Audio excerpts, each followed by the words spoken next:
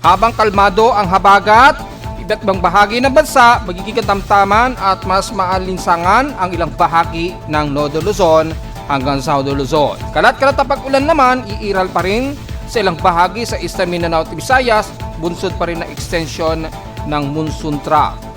At posibleng pumalit kay 94W this week, tatalakayin natin.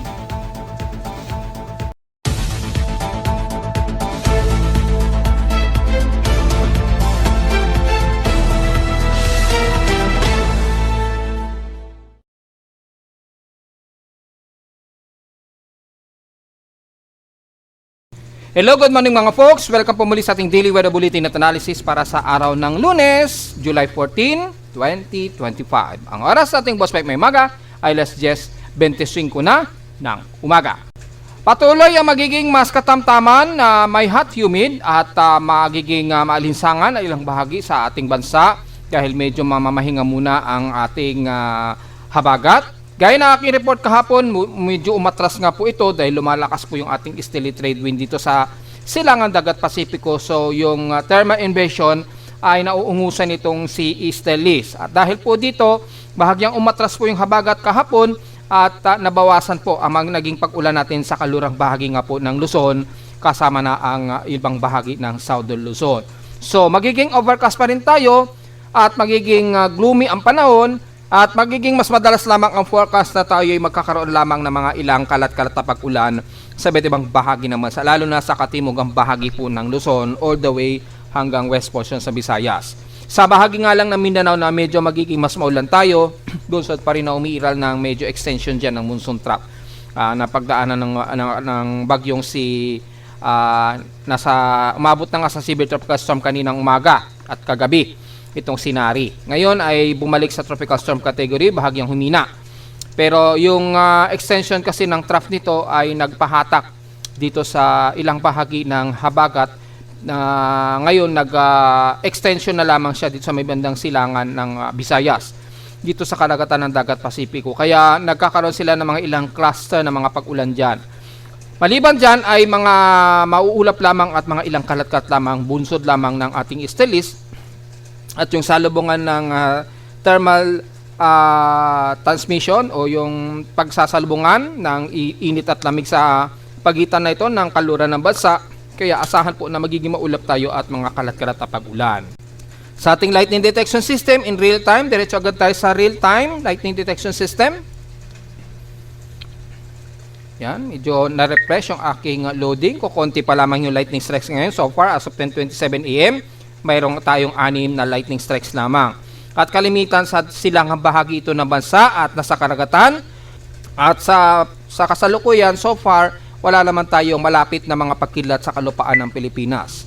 Yan, yung update niya, mga more than 1 hour ago pa po yan. Yung kulay purple na yan. Meron dito kanina, 1 hour ago sa may bandang Bicol region. So nagkaroon din sila ng mga localized thunderstorms kaninang umaga. Ganon din sa Eastern Visayas at Mindanao. So asahan pa rin natin ang mga kalat-kalat pa rin na pag-ulan at pagkulog at pagkidlat ngayong araw pa rin. Nakataas din ang thunderstorm watch pa rin sa NCR. Well, asahan na natin yung afternoon rain showers at asahan yan mamamayagpag especially sa bandang hapon o sa gabi. So makikita natin wala naman masyadong water vapor pero may mga ilang cluster dito nagkakaroon ng accumulated water vapor sa may bandang kaluran ng Olongapo or bandang Zambales. Ganon din nakataas ang thunderstorm watch sa Northern Luzon. Well, especially dyan sa may bandang Ilocos region, Ilocos Norte, 12 hours po ang naka-extended forecast niyan. At sa may bandang Southern Luzon naman, ang bandang Bicol region, most likely, dahil 1 hour ago nga, nagkaroon sila ng pagkulog at pagkidlat dyan 1 hour ago. So asahan pa rin ang mga pagkulog at pagkidlat dyan anytime ngayong maghapon mga folks. Sa lowest temperature na tala na aking weather station, kaninang 2:59 AM, nakapagtala kami ng lowest of 26.2 degrees Celsius. Kahapon, nasa 32.1 degrees Celsius, ang highest air temperature na namin. Kahapon ito ng tanghaling tapat at 12:59 PM. Ibig sabihin lamang ay mataas pa rin ang aming heat index, pumalo sa 45.2 degrees Celsius. Dahil, as I've said po, mataas po yung ating outside humidity, at sumasabay pa ang pagtaas ng temperatura. Malagkit na hot humid talaga ang mararamdaman natin yan at naramdaman ninyo yan kahapon. So ngayon mararamdaman ba rin ngayong araw? Yes, ganun pa rin po. Asahan natin ang hot humid na naman at malagkit-lagkit na naman na alinsangan ang mararamdaman natin dito sa Metro Manila. Kaya kahapon, maabot sa 45.2 degrees Celsius ang aming heat index kahapon. At kung titingnan naman natin sa mga forecast, ngayong araw, kung mataas ang heat index as of 8:59 AM dito sa amin sa Caloocan, base sa aking weather station, 37.9 degrees Celsius na ang aming extreme quotient heat index. Pero sa forecast, 39 degrees Celsius daw as of 10 o'clock AM ang inaasahan daw namin na magiging heat index. So halos very close. Pero sa maghapon, aabot pa kami sa 41 degrees Celsius. Mamayang alas 12 hanggang alas 2 daw ng hapon na magiging mas mataas ang aming heat index. So, sa iba't ibang bahagi naman ng Pilipinas, in selected areas, unahin natin ang Lawag, Ilocos Norte. Nasa 39 degrees Celsius po ang inyong heat index dyan. So, medyo tumataas na rin. Pero, so far, wala pang umaabot ng 40 degrees Celsius. Pinakamataas na ang magiging heat index ninyo ngayong araw na 39 degrees Celsius dyan sa inyo. So malamang medyo overcast and gloomy kayo, kaya medyo hindi pumapalo sa mahigit 40 degrees Celsius. Pero pagdating sa bayba ng Cagayan Valley, as usual, kayo ang may pinakamataas pa rin na alinsangan, papalo ng 42 degrees Celsius ngayon ang forecast ng heat index sa inyo. At mas tataas pa yan mula 45 hanggang 48 degrees Celsius starting mamayang alauna hanggang alas 2 ng hapon. So, wag po masyadong mag-dehydrate. Gaya kahapon, grabe pa rin ang magiging init ninyo dyan, bunsod po ng mataas na heat index. Sa Isabela naman, sa Santiago, ganun din, halos 43 degrees Celsius po ang inyong kasalukuyang heat index dyan. At inaasang forecast, 43 degrees Celsius, pero papalo pa yan hanggang 49 degrees Celsius. Grabing init ha. Mamayang alauna hanggang alas 2 ng hapon. So, wag po masyadong magbibilad. At wag masyadong magpa-dehydrate dahil grabe ang magiging alinsangan daw dyan sa inyo sa Isabela. So, mananatiling pinakamataas pa rin ang inaasahan na heat index dyan o magiging alinsangan sa inyo sa Cagayan Valley. So, alam na po natin ang gagawin mga folks. Iwasan natin ang magka-heat stroke ha. Sa bandang Pangasinan naman, sa Calasiao, 40 degrees Celsius daw ang inyong magiging heat index. So, mataas. At papalo pa yan hanggang 42 degrees Celsius. Ngayong alas 11 hanggang itong maghapon na, hanggang alas 2 na yan ng hapon. So, medyo mainit na rin ang alinsangan ninyo. Sa Central Luzon naman, inaasahan, papalo hanggang 40 degrees Celsius ngayon ang inyong inaasahang heat index. At papalo yan hanggang 45 degrees Celsius, mamayang alauna hanggang alas 2 ng hapon. Yan, no? Hanggang 45 degrees Celsius. So, grabe, maalinsangan na rin dyan sa inyo sa may bandang kaluran ng Lolo Luzon. So, medyo meron tayong monsoon rest muna. Lumalabas monsoon rest na yan. Namamahinga muna ang ating habagat. Kaya lumalakas po ang ating easterlies. Sa bahagi naman ng Batangas, dito maabot sa 38 degrees Celsius po o 39 degrees Celsius ang inyong heat index. Papalo hanggang 40 degrees Celsius yan. Ngayong alas 11 hanggang alas 1, alauna ng hapon po. So, tumataas na rin ang inyong heat index dyan. So, magiging medyo overcast. Bagamat overcast, pero may pagka-hot humid na rin ang mararamdaman ninyo. Sa San Jose, Occidental Mindoro, well, mukhang mababa ang inyong heat index dyan, ha? Ibig sabihin, nagkakaroon kayo ng mga pag-ulan daw dyan. Yan, o. Pero, maya-maya, mga bandang alauna daw hanggang alas 3 ng hapon, aabot sa hanggang 38 degrees Celsius po. Ngayong umaga, medyo caution lamang. Ibig sabihin, mas makulimlim kayo dyan o kasalukuyang inuulan. Kaya napakababa ng inyong heat index ngayong umaga. Sa bahagi naman ng Visayas, sa Cebu, nasa nating heat index dyan, papalo ng 41 degrees Celsius, aabot pa yan ng hanggang 42 degrees Celsius mamayang alas 12 ng tanghali. Actually, 11 o'clock mag-start yan, then hanggang alauna ng hapon na 42 degrees Celsius. At yan ang pinakamataas na heat index sa inyo. Sa bahagi naman ng Mindanao, sa Davao City, well, bahagya namang mataas din, pero 33 degrees Celsius po. At papalo pa yan hanggang 38 degrees Celsius mamayang alas 2 ng hapon din. So, medyo tumataas na rin ang heat index sa may bandang Mindanao. Lalabas yan ay mukhang sa loob ng 3 araw, medyo magiging maalinsangan tayo at hot humid sa bahagi rin ng Mindanao. Pero ang kagandahan nito, hindi po mapalo ng more than 40 degrees Celsius. Sa Zamboanga Peninsula, bahagya rin tumataas, 37 degrees Celsius. aabot din hanggang 39 degrees Celsius. So halos 40 degrees Celsius starting ngayong 12 o'clock hanggang alas 2 daw yan ng hapon. So take note yan ha.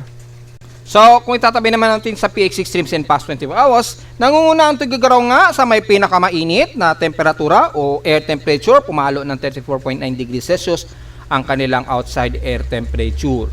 Sa Baguio City, almost stationary at 17.4 degrees Celsius lowest. At sa Inulan naman ang Dumaguete, nakaranas sila ng 16 mm. So may mga nagsasabi na hindi daw inuulan kahapon, kaya wag daw tayo mag-forecast.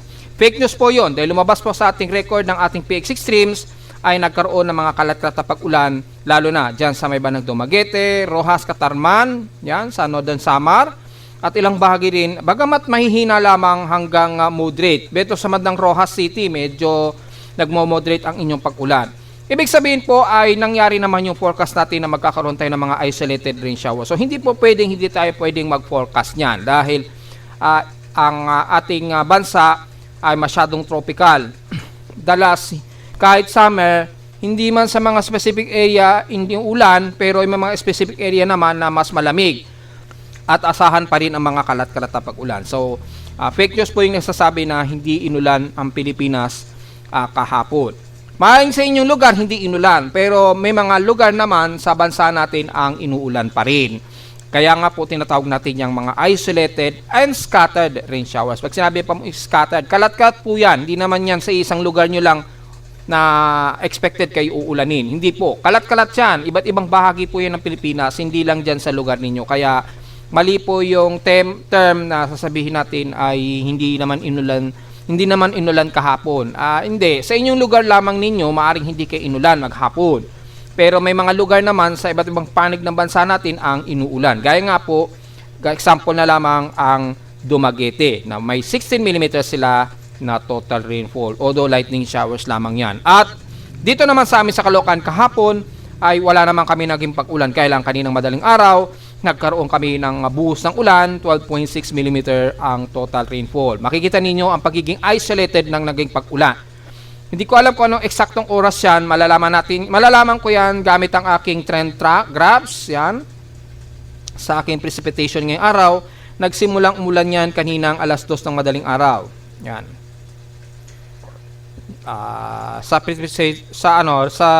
precipitation rate, rain rate ang titingnan natin. Ayan, nagsimula kaninang 1:59, so halos alas 2 ng madaling araw po nagsimulang umulan dito sa amin sa Caloocan. Then nag-highest peak po ito ng 45 mm velocity. So nagkaroon din kami ng heavy rain, pero saglitan lang after ng bandang 2:19 AM, tumila din kaagad. Ayan all the way hanggang 2:30 o halos 2:30 to 2:29 AM ng madaling araw.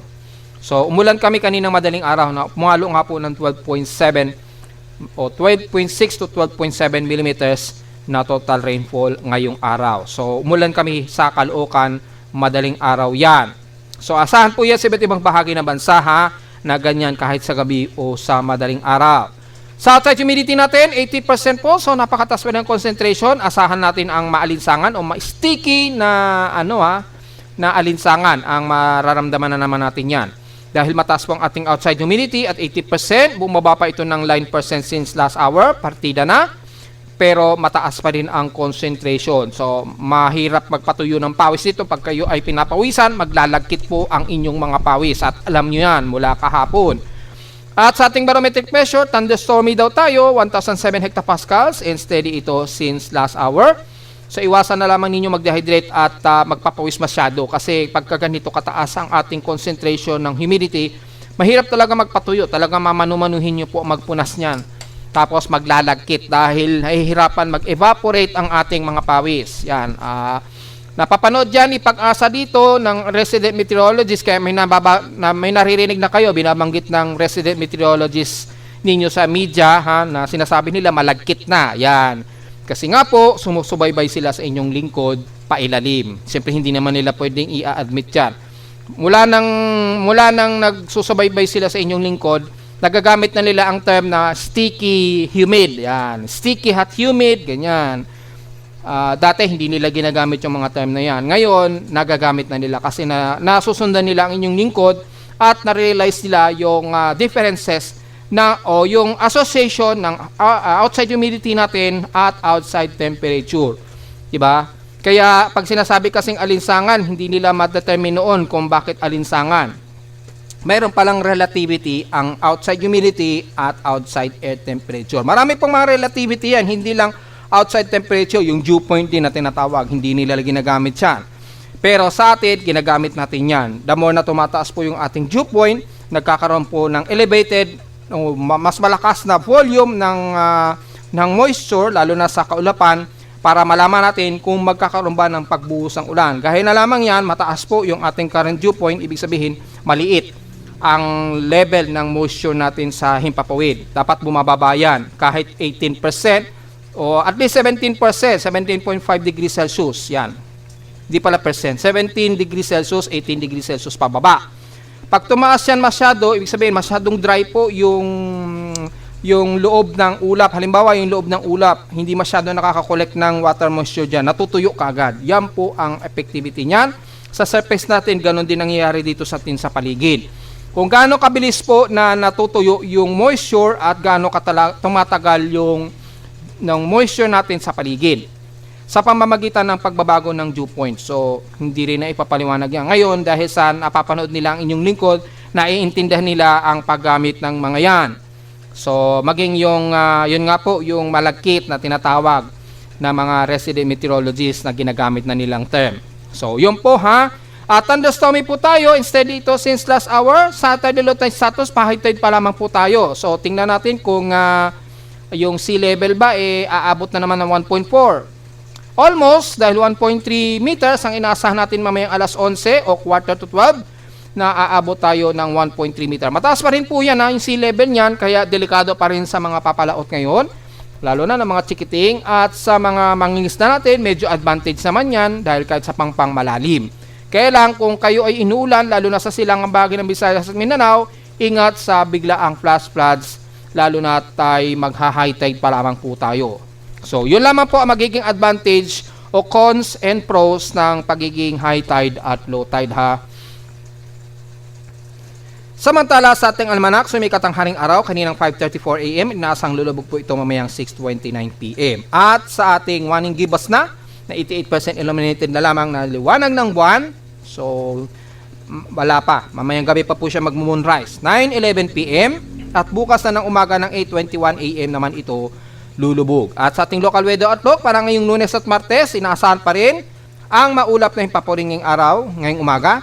At pagsapit ng hapon ay mga localized thunderstorms naman ang susunod. So take note yan mga folks ha. Ganon din bukas ng Martes, halos stationary na magiging ganon ang weather systems natin lalo na dito sa Metro Manila o Mega Manila. Take note po yan. At inasahan po na magkakaroon ng mga at least 100% chances pa rin na pag-ulan ngayong araw. Bukas, 50% daw, 45 to 50% daw ang chance ng pag-ulan.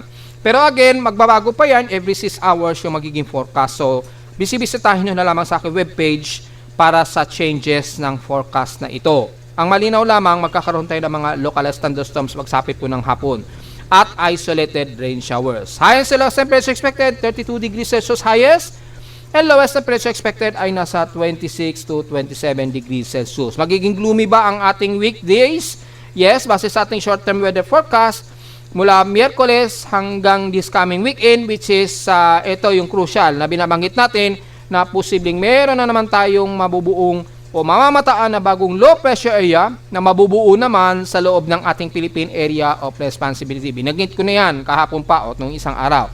Kaya nagulat yung mga taga-subaybay ko, di ba? Akala nila si 94W ay magiging bagyo na nakikita nila sa windy, which is hindi po. Nag-dissipate po kasi siya kahapon, di ba? Pero mayroong papalit sa kanya. Kaya sabi nga po natin, magbase po tayo sa real time at wag po tayo magbase sa long range forecast basta-basta. Nagkakaroon po ng misleading sa ganun eh. Akala nila, ay si 94W magiging malakas na bagyo daw, ganyan. Magulat na lang sila, biglang na-dissolve siya, nalusaw. O nakita naman nila sa aking real time tropical cyclone sector, nalusaw po siya, umaga pa lang, nalusaw na siya. Bago makalapit sa Philippine Area of Responsibility, which is i-discuss natin yan sa susunod na topic after ng analysis ng mga weather patterns natin. So, diretso agad tayo sa ating ginagamit na satellite imagery para sa weather patterns nga po na ating ginabanggit lagi araw-araw. At makikita natin ang buong bahagi ng Lolo Luzon, bagamat part nito Mostly Cloudy, makikita po ang buong bahagi ng Cagayan Valley, Ilocos Region. Bagamat may mga ilang maulap sa may bandang kaluran pa rin ng Luzon, at least medyo mas moderate na po ang lagay ng panahon kumpara ng mga nakarang araw. Dahil nga po ang ating habagat o southwest monsoon, bahagya muna siyang namahinga dahil hindi na siya nakapag-sustain. Dahil masyado nang malakas yung easterly trade wind dito, yung easterlies medyo lumalakas na dito. So yung thermal conversion na nagaganap dito sa may bandang kaluran natin, hindi na kayang mag-sustain ng southwest monsoon. So medyo natuyo siya, nag-dry out, medyo natuyo siya ng konti, nabawasan yung water vapor. Ang resulta ay ganito po, halos nagkaroon ng monsoon break. So dahil po sa nagkaroon ng medyo monsoon break tayo, expected na magiging tamtaman at mas maaraw tayo ngayong maghapon sa buong bahagi ng Lolo Luzon. Asahan lamang ang mga part dito Mostly Cloudy sa may bandang kaluran ng Ilocos Region.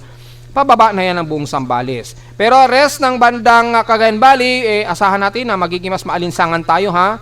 And the rest ng mula Apayao, Kalinga, Mountain Province, Ifugao, Nueva Vizcaya, Benguet, kasama na pababa ng bandang Central Luzon sa San Jose hanggang Tarlac, magiging katamtaman ang lagay ng panahon natin. So expected na medyo maaraw at medyo hot humid ang mararamdaman natin. Isolated lamang din ang mga pag-ulan at mahihina at katamtaman ang aasahan pa rin natin sa maghapon. At afternoon showers take note po yan, lalo sa may bandang kaluran po.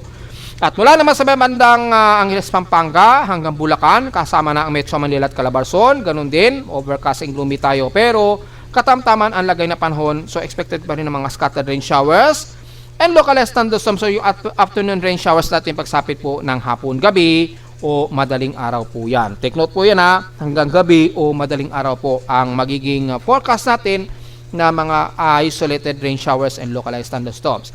Sa rest ng Southern Luzon, kasama ng Bicol Region, makakaramdam pa rin kayo ng mga ilang kalat katapag-ulan, mga ilang light to moderate, yan, ng mga pag-ulan, lalo na dito sa bahagi nga po ng Camarines Sur, Iriga hanggang Legazpi at Sorsogon na po yan at Catanduanes. Mga ilang isolated lamang, bunsod pa rin ng medyo extension trough dito na nanggagaling sa dagat Pasipiko natin. So medyo uulanin po tayo dyan, pero generally katamtaman din ang lagay ng panahon. So medyo maaraw din sa inyo at makakaramdam pa rin kayo ng hot humid at alinsangan, kabilang na ang Camarines Norte at Quezon Province. Sa Mimero pa naman, bagamat mas maulap sa inyo at may mga kalat-kalat na pag-ulan ng mas umiiral sa inyo, lalo na sa may bandang Occidental Mindoro, ayan, may mga mahinat katamtamang pag-ulan din. Ganon din sa ilang bahagi ng Coron, Palawan, El Nido, all the way hanggang dito na yan sa bahagi ng San Vicente at Rojas. Bagamat moderate sa may bandang Puerto Princesa, pero asahan ng isolated rain showers dahil may umiiral pa rin tayo na southwesterlies dyan, kabilang na ang Kalayaan Group of Islands. So sa dulo ng Bataras at Palabak, mas magiging maulan pa rin o kalat-kalat na pag-ulan na may pagkilat at pagkulog ang iiral. Ayan, medyo mayroon pa rin umiiral tayo na southwesterlies. Hindi pa nga lang ganun nakaka-accumulate ng water vapor ang ating habagat dahil nga po sa nagkakaroon ng mas malakas na flow ng easterly trade wind. Sa Visayas naman, katamtaman din ang lagay na panahon, bagamat mga isolated rain showers din ang iiral sa maghapon, lalo na sa bayban ng kaluran ng Panay Island, damay ang Iloilo, Negros Occidental at Oriental, lalo na sa katimugang bahagi. Mula rito sa bahagi ng Kawayan, Sipalay, Bayawan, pababa na yan ng bandang Dumaguete po. Katamtaman din ang mas maaraw pa ang umiiral dito sa bahagi ng Bacolod, yan, pataas ng bandang Cadiz at Escalante. Pero yung forecast na magiging isolated rain showers ay nakataas pa rin at least 44 to 55% chance na kayo'y uulanin sa maghapon.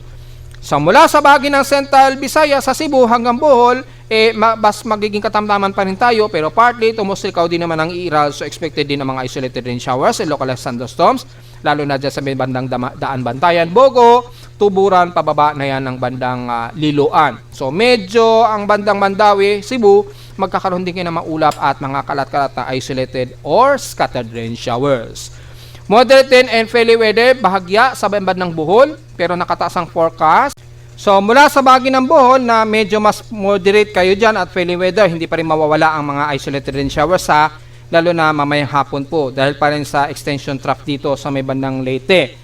At mula sa may bandang Southern Leyte, asahan pa rin mga kalat-kalat na pag-ulan, bagamat moderate at moderate ang inyong panahon pero magiging mas maulan dito sa parte nga po ng bandang San Francisco, yan, sa Southern Leyte at pataas ng bandang Baybay po.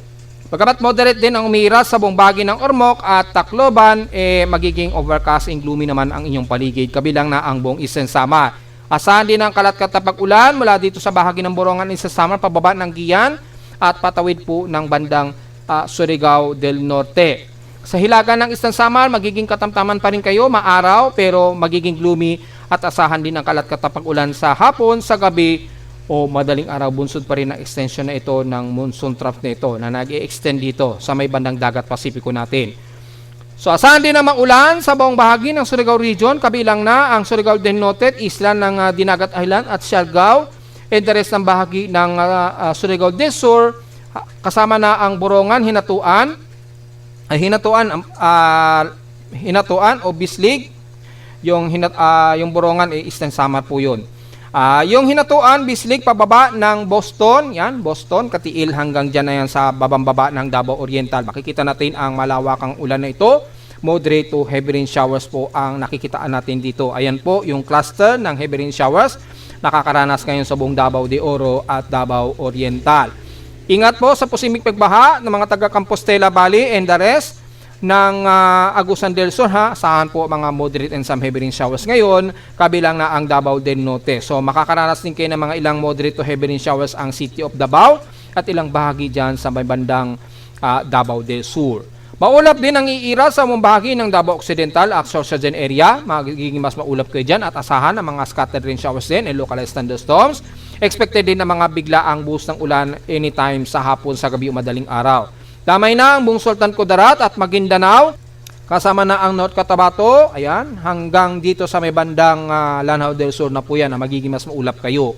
So, siyempre nakakaranas kayo ng mga kalat-katapag ulan ang sentral ng Mindanao, ng Bukidnon, Malay-Balay, at dito sa hilagang bahagi naman, sakop ang Misamis Oriental, Agusan del Norte, at isla ng Camiguin hanggang Cagayan de Oro, at Lanao del Norte ay magiging mas maulap ang inyong papawirin, bagamat mas humid kayo dyan o hot humid at katamtaman, pero very gloomy naman ang iiral sa maghapon maging sa gabi.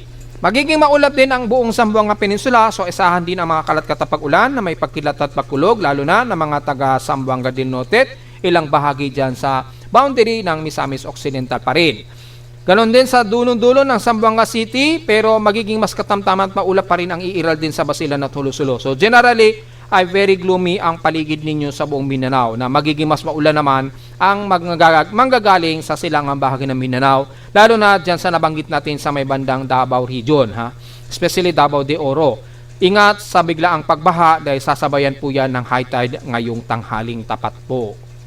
So silipin lang natin saglit ang ating computer-generated tropical cyclone sector, bagamat wala na pong banta itong dalawang bagyo na ito sa Pilipinas, pero medyo ngayon sinasalanta ngayon ng dalawang bagyong ito ang silangan at katimugang bahagi po ng Japan. Yan o. So itong si 07 na under tropical depression category, tropical storm category. Tama, tropical depression pala, nakatingin ako kay Nari. Nasa tropical depression category itong si 7. Makita natin ay nasa kalupaan na ngayon ito ng bandang prefecture ng Obita o ng Kyushu. Yan, yung Oita o Fukuoka, southern part ng Japan ito. At ito namang si Nari ay halos nasa baybayin nito ng Tokyo, Japan. As of 10:45 AM na may maximum sustain na ito na 79 km per hour or bugsong hangin na 103 km per hour. Patuloy na kumikilos ito pa northwest sa bilis na 40 km an hour. Mabilis na siya dahil malapit na siya halos sa subtropical storm section o magkakaroon na siya ng subtropical location. Yan. Pag umabot na kasi dyan, tatawagin yan as subtropical storm kasi nasa halos northern part o northern hemisphere na talaga siya. Sa ngayon, nandito pa yan sa may bandang baybayin po ng Shiba, malapit sa Tokyo, Japan. So sa mga kababayan natin dyan sa sentro ng Tokyo, kumbaga yan yung pinaka-Metro Manila ng Japan, ang Tokyo. So ingat na lamang po dahil nariyan po yung outer trough nitong si Nari. Malamang baka may mga nagsuspend na po ng trabaho siguro o klase dyan sa paligid. Depende sa lakas ng hangin na may dadala nito.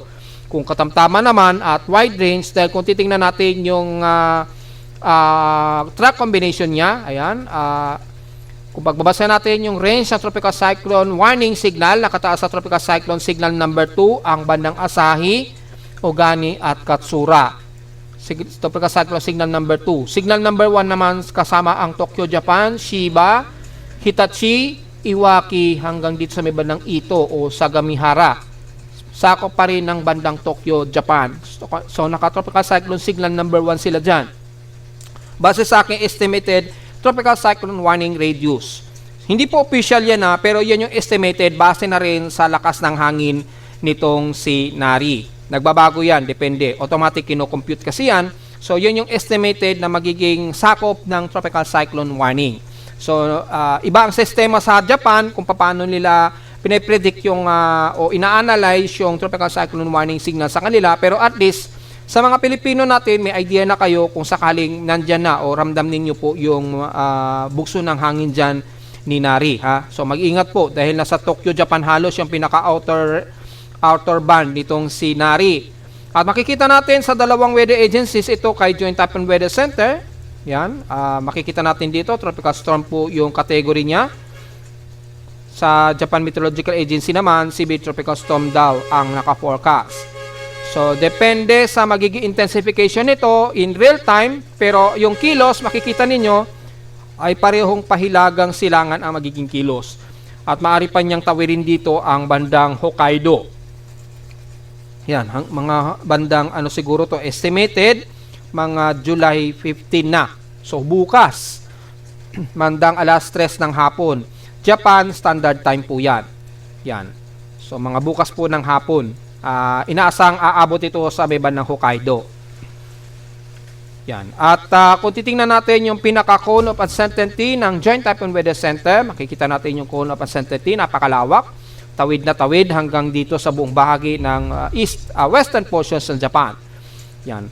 Pero yung quadrant, so far, medyo safe naman dahil nandito sa may bandang kaliwa yung kanyang quadrant, yung strong quadrant of wind velocity. So, medyo ligtas naman dito ang Tokyo.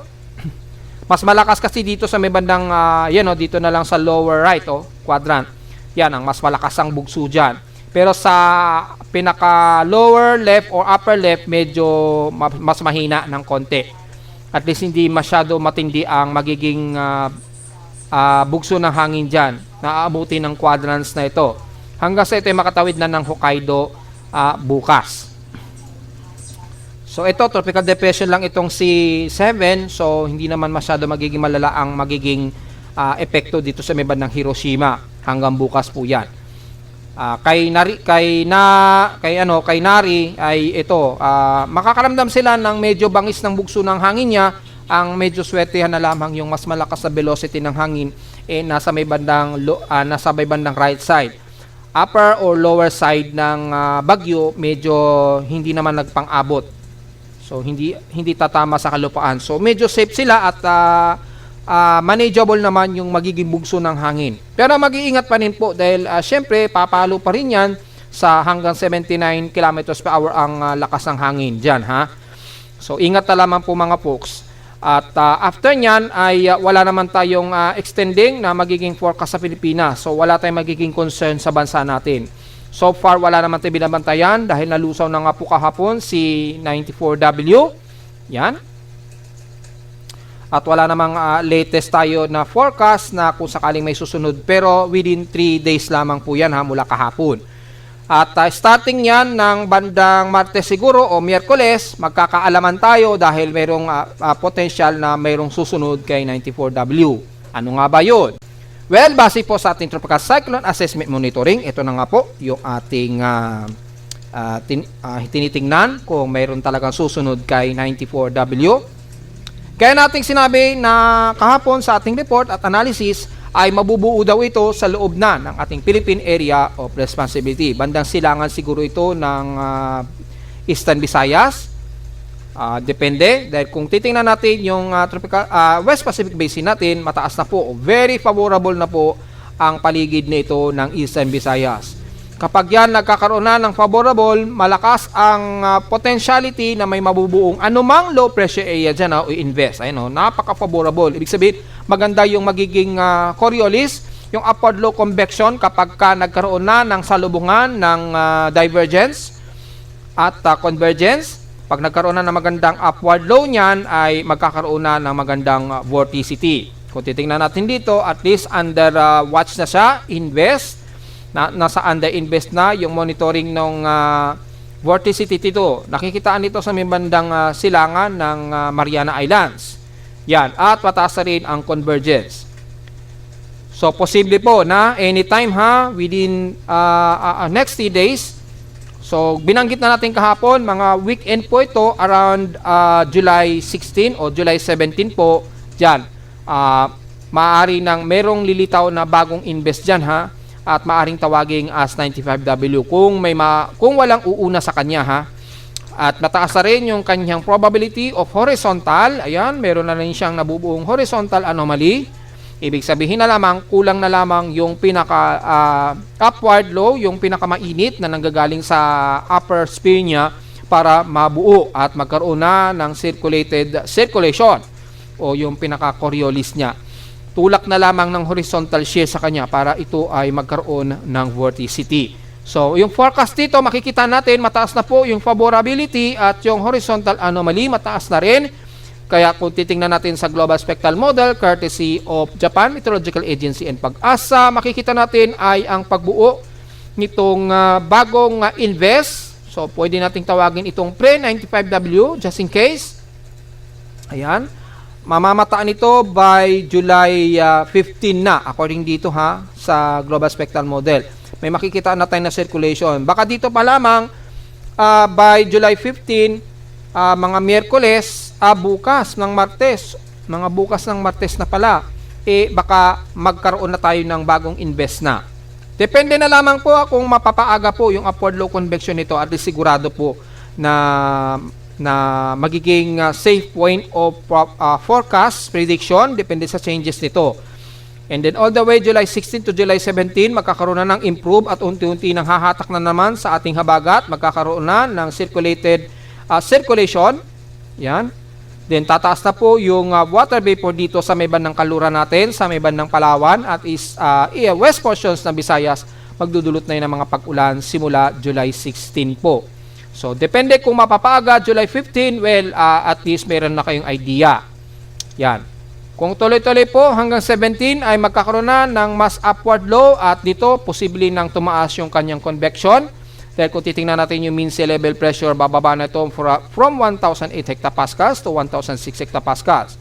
Yan, to 1,004 hectopascals by July 17. So, mula July 15, kung titingnan natin dito, yan, medyo nasa 1,006 hectopascals na. Posibleng invest na ito.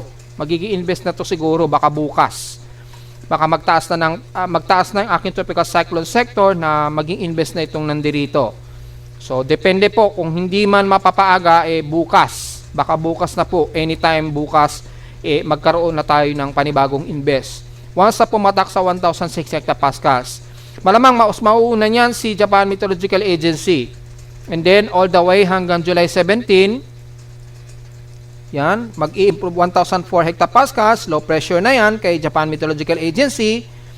At makikitang kikilos ito pahilagang kanluran at lalapit na naman dito sa may bandang silangan na naman ng Nodo Luzon. Kung babalikan ninyo yung aking monthly forecast analysis, makikita ninyo karamihan ng mga bagyo lalapit ito sa silangang bahagi ng Nodo Luzon. Malinaw po yan, di ba? At papapansin ninyo, yung karamihan, nabanggit ko sa 4 o sa 2 hanggang 3 bagyo na mababantayan natin, usually lalapit yan dito sa may bandang silangan ng Nodo Luzon. Hindi naman po tayo nagkamali dyan ng analysis nung unang araw po ng July, di ba? Yan, o di ba? So, most cases talaga lumalapit yan dito sa may bandang nodal part ng Luzon po, kung hindi man Central Luzon. Which is makikita natin laging lumalapit dyan yung bagyo. Naulan na si Bising, di ba? Nataon lang si Bising, mas nag-extreme nodal Luzon. Pero napansin nyo, si Bising, kung naalala ninyo, lumapit pa rin siya ng northeastern Luzon. Ngayon, ito na naman, medyo na may lalapit na naman sa may bandang hilagang silangan na naman ng Luzon, di ba? So mapapansin ninyo yung trajectory ng bagyo base na rin sa ating monthly analysis, yung tropical cyclone forecast analysis for month of July. Nakita ninyo ay pangalawang posibleng low pressure o active low pressure na ito na lalapit na naman dito sa may bandang silangan ng Nodo Luzon. Nauna na po itong si Bising. Posibleng itong pangalawa naman ay ganun din, ay lalapit na naman dito sa hilagang bahagi ng Nodo Luzon. At makikita ninyo, as time goes by po, ay by July 14, hanggang July 14, sumobra na pala ako. So, hanggang July 18 po, naasahan na nandyan na yan sa sa silangan bahagi ng Nodo Luzon po, mas malapit.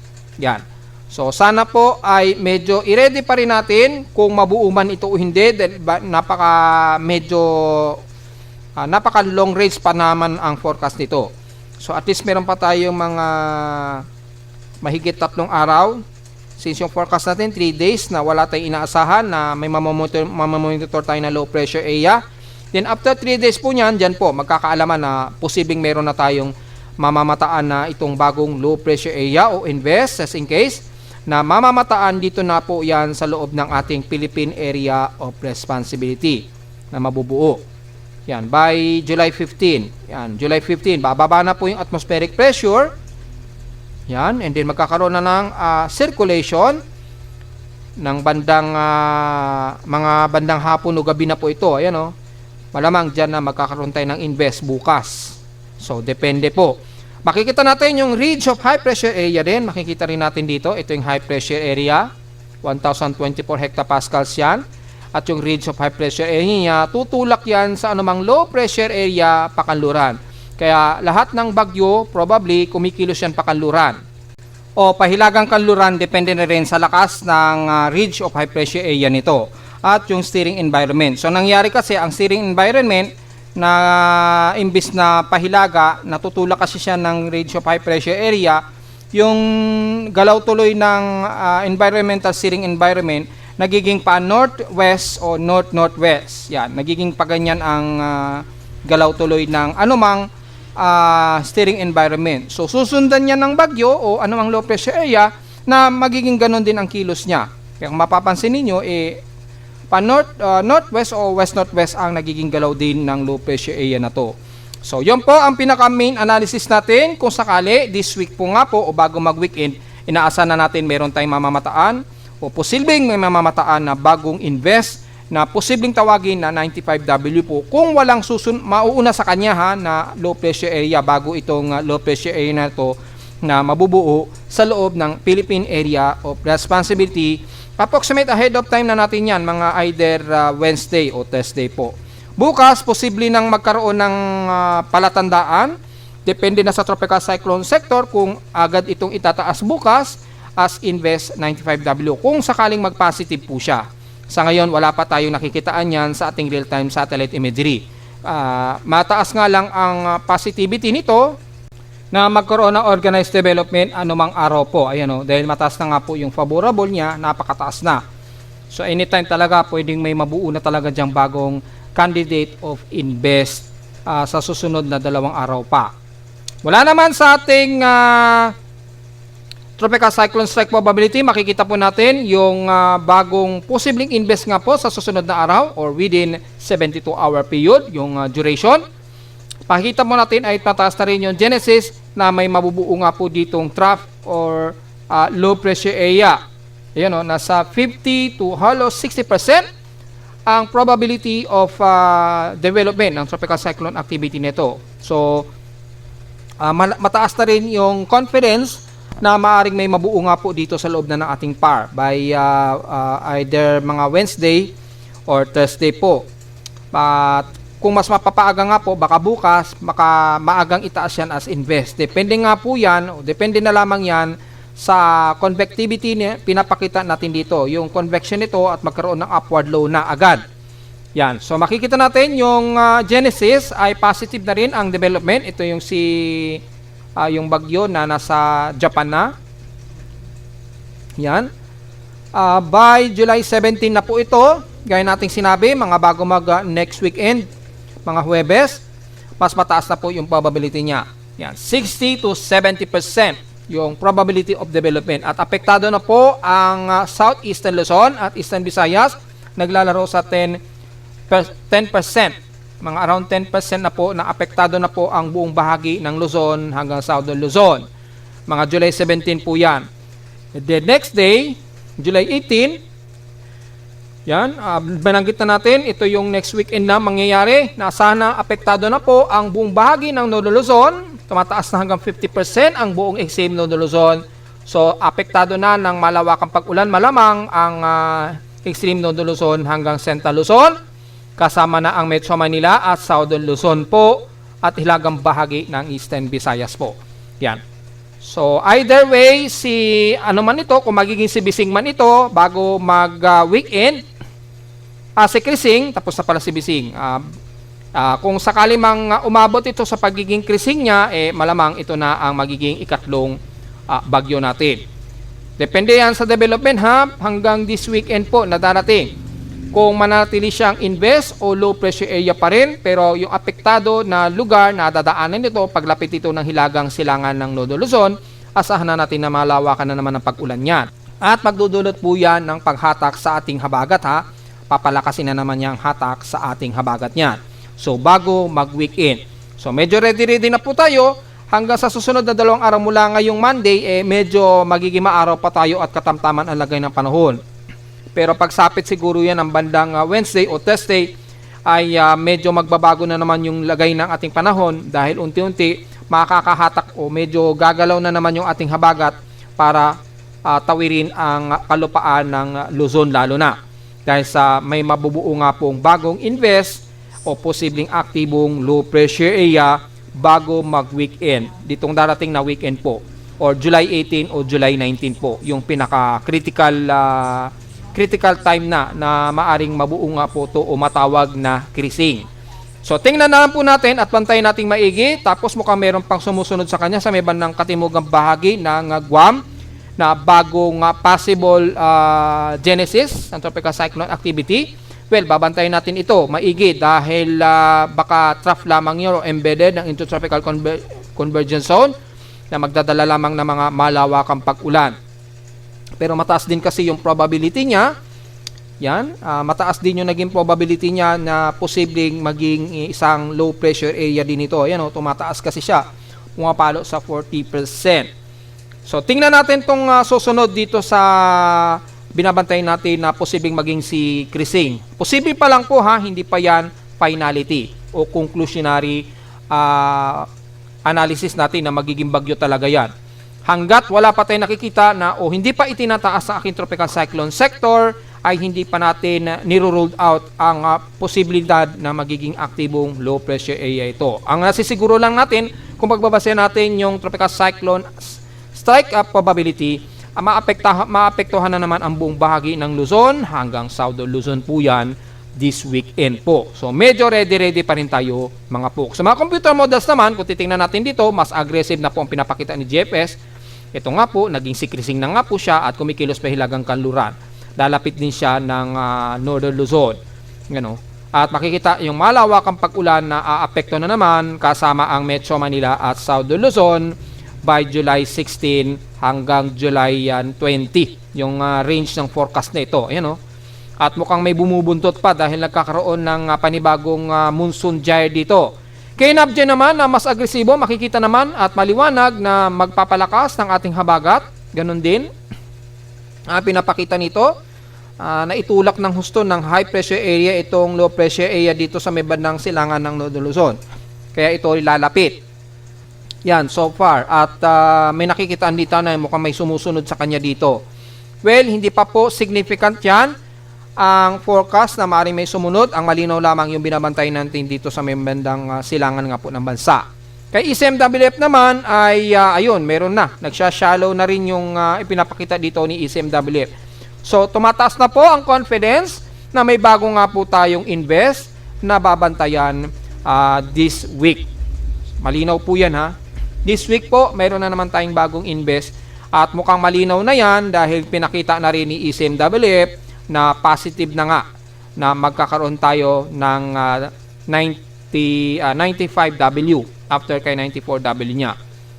Hopefully, hindi matawag na crising. So, keep the fingers crossed na lamang mga folks.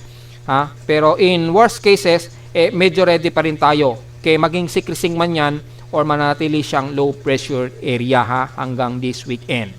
So, sa ulad lindol, so far, wala pa rin tayo. Bagamat medyo may detect tayo kaninang mga alauna, mga 1:11 a.m. siguro ito. Yan. At mukhang long range siyang nadedetect na aking seismometer. Siguro mga magnitude 5 po yan. Yan, mga magnitude 5.0 yan. Then after nyan ay wala namang sumunod sa kanya. So ano ba yung magnitude 5 na yan? Kanya ng madaling araw. Kung titingnan natin sa short period data feed ni PHIVOLCS, naganap ito malamang kaninang madaling araw. Ayan, 1:08 a.m. Diyan sa southeast ng Caraga, Davao Oriental. Magnitude 5.1 po siya, ayan, na may lalim na epicentral depth of 28 km ang lalim.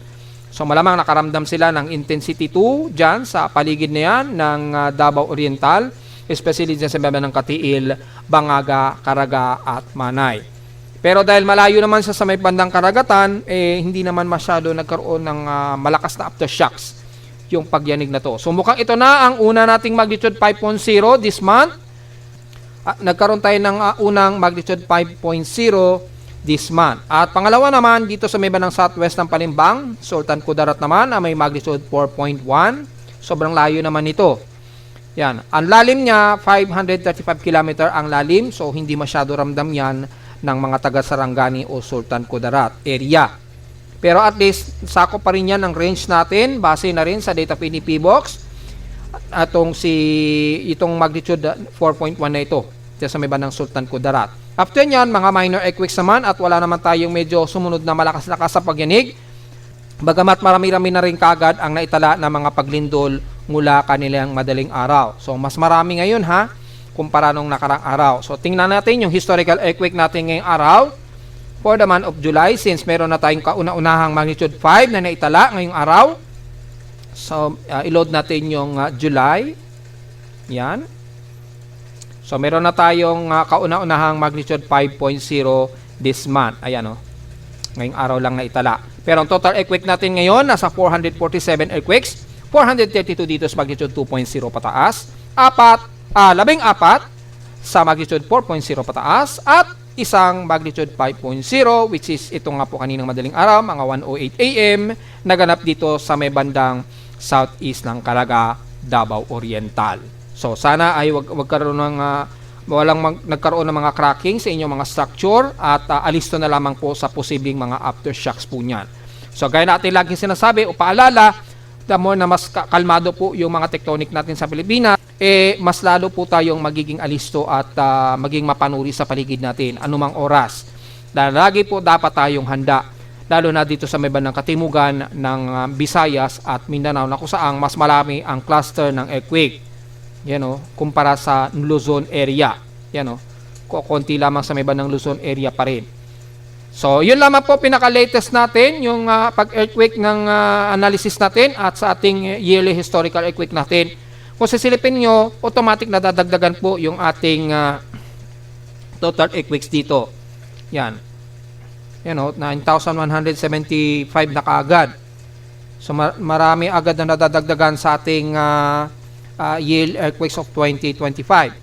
Again, dito sa ating annual earthquake frequency, kasama po ang magnitude 1.0 yan. So, lahat ng magnitude naka-record dyan. Dito sa aking mga historical earthquake, between magnitude 2.0 lang siya. Kasi ito po yung mas reliable para sa akin na mas destructive na mga lindol. Hindi masyado ramdam sa magnitude 1.0. So, para lamang sa ating recording ng ating annual earthquake frequency at para na rin sa recording natin bawat taon po yan. Yan ay official recordings mula mismo sa agency ni PHIVOLCS, yung mga lindol na yan. At least meron tayong sariling annual earthquake frequency recorded. Para nationwide, nalalaman natin yung total earthquakes natin kada taon po. At malalaman natin kung gaano kalakas yung frequency ng bawat taon at mapapansin natin yung difference kapag anong taon ang mas dumadami ang mga pagyanig kumpara ng mga nakaraang taon po. So, makikita niyo yan sa aking webpage. At narito naman ating 3-day weather forecast para sa araw ng Lunes, July 14, 2025.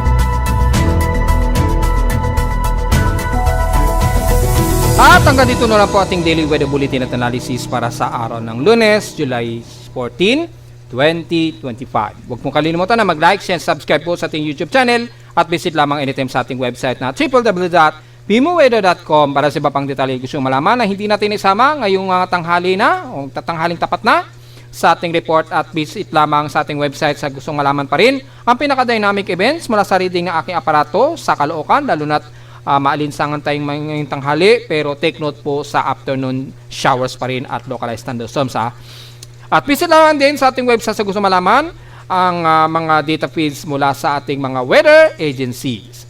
Maraming salamat po mga folks at magandang tanghali na po sa ating lahat.